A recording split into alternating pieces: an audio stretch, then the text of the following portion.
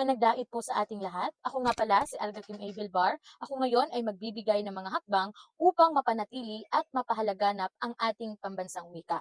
Ano nga ba ang ating pambansang wika? Ang ating pambansang wika ay ang wikang Filipino. Ang wikang Filipino ay ang pambansang wika ng Pilipinas at isa sa dalawang wika ng bansa kasama ang Ingles. Ang Filipino ay itinataguyod bilang isang lingua franca o karaniwang wika na nag-uugnay ng iba't ibang etnolinguistikong grupo sa Pilipinas.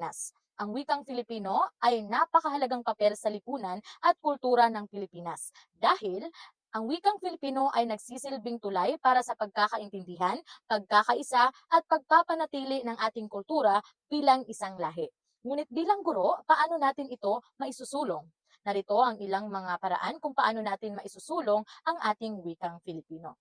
Una ay pagpapalaganap ng kaalaman tungkol sa wikang Filipino. Mahalaga ang pagpapalaganap ng mga kaalaman tungkol sa wikang Filipino sa pamamagitan ng mga seminar, workshop at iba pang aktibidad na naglalayong ipakita ang kahalagahan ng wika.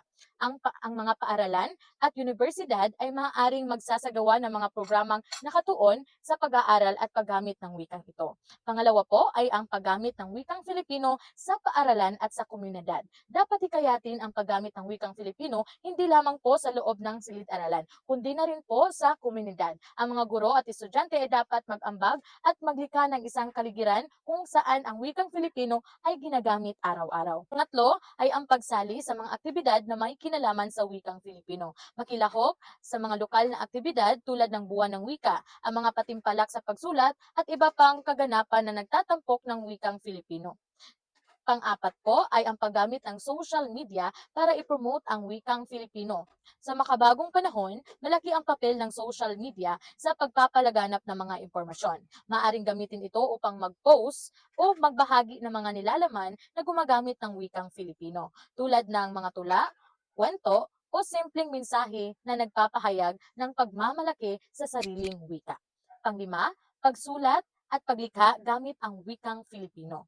Hikayatin ang lahat na sumulat gamit ang wikang Filipino, maging ito man ay tula, sanaysay o kwento. Ang pagsulat ng isang mabisang paraan upang maipapahayag ang ating saloobin, ideya habang pinapalakas din ang kasanayan natin sa wika. Panghuli, ang pagtuturo at pagbabahagi ng kaalaman sa susunod na henerasyon.